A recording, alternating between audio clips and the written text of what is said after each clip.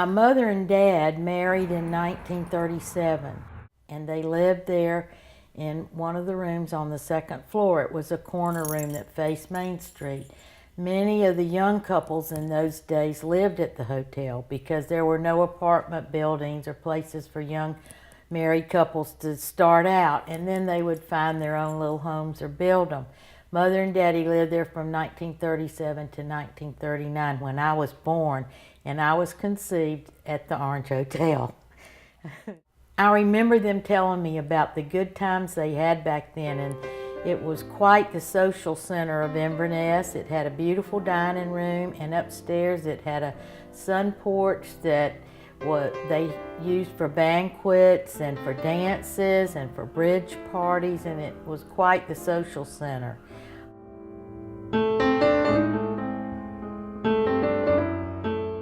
Because Mother and Daddy had lived there, and Daddy had lived there for 12 years, he lived there from 1927 to 1939, they were very dear friends of Aunt Tom, Ms. Archie Scott. And we would go down, and I can still remember running to the swing that was on the very front porch area before you went inside. And then you went inside, and the foyer or the entryway where people would go in to check in, there were big, heavy, brocaded, antique English chairs down the wall, and there was wainscoting up the wall. And then in the back was this clock. The tick-tock of that clock will always stay in my memory.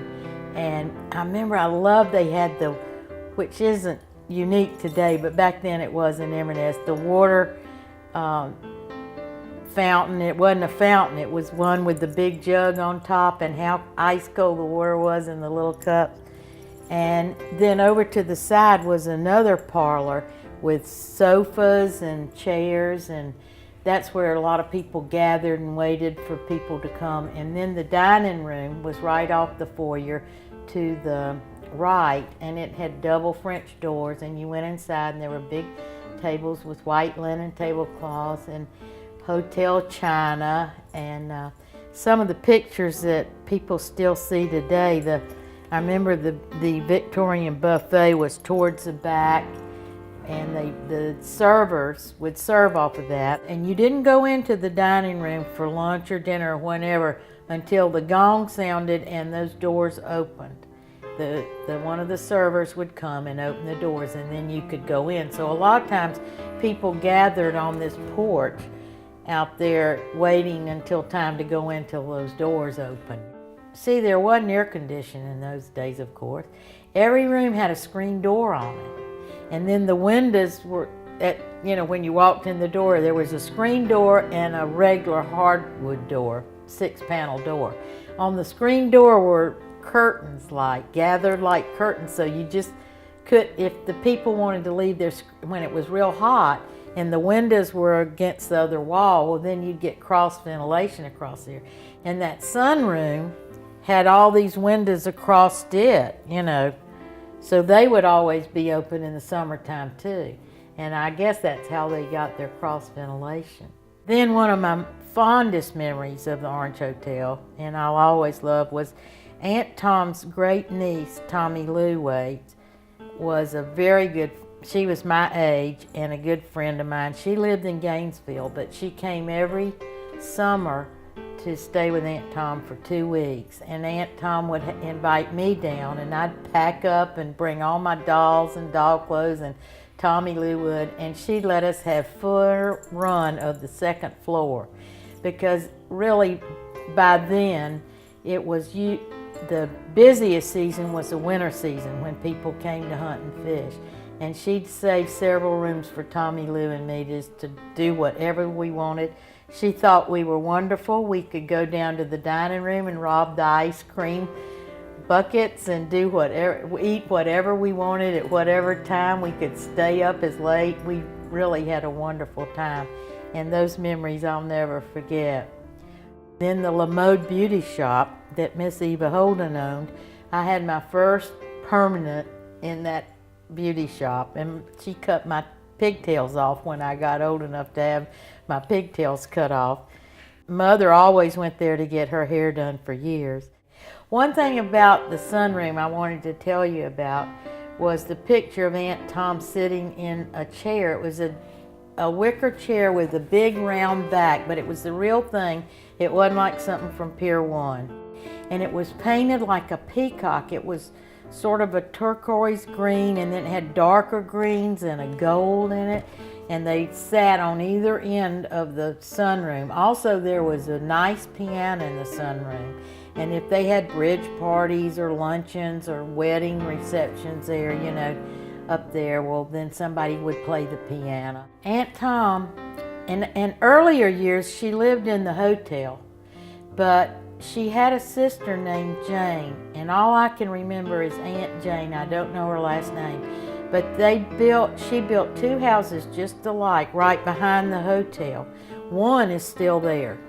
The other house that was torn down when the Crown remodeled in much later years, they used that where that first house was, is now the parking lot and the swimming pool out in that area. So they tore that house down. She lived in one and Aunt Jane lived in one. Because I don't think they wanted to live together in the hotel is the way it was. And by then she wanted, you know, she could afford to do it, have her own home. So what I knew about her was she was very efficient. She was a good business person, and that's why she lasted so long in the hotel business.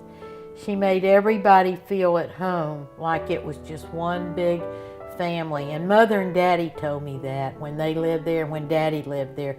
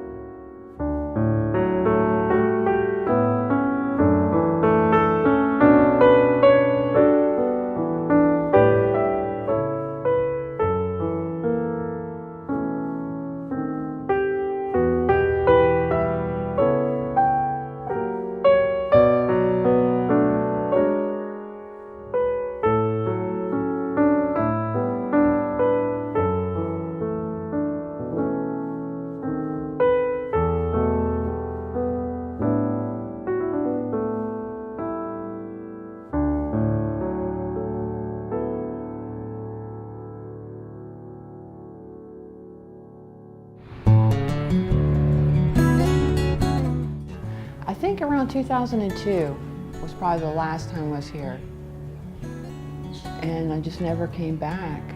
It just didn't seem like the thing to do. My name is Tracy Price, and I worked at the Crown Hotel from 1989 to 2001. Now this kind of feels the same. It was nice that they kept the sign up. The old brick and the wallpaper's the same. Find a Grave is a place where you can post memorials. I became involved because I do a lot of family history research, and tombstones are a way to prove a birth date, a death date, and it's a way of proving that someone was alive. I take care of a particular set of graves, and I look after them, and I put flowers, and I make sure that they're not desecrated or the weeds are plucked and so forth. And I'm not related to them. As a matter of fact, it's Tommie Lou Scott, who used to own the Crown Hotel. I do it, I'm not sure exactly why. I just feel that I'm compelled to do it, to look after her and her family. She looked after me for so many years in a sense with this building, I guess, that I just feel like I should. And she has no one living around. She has no children. She never had children, so there's no relatives to take care of her and her family.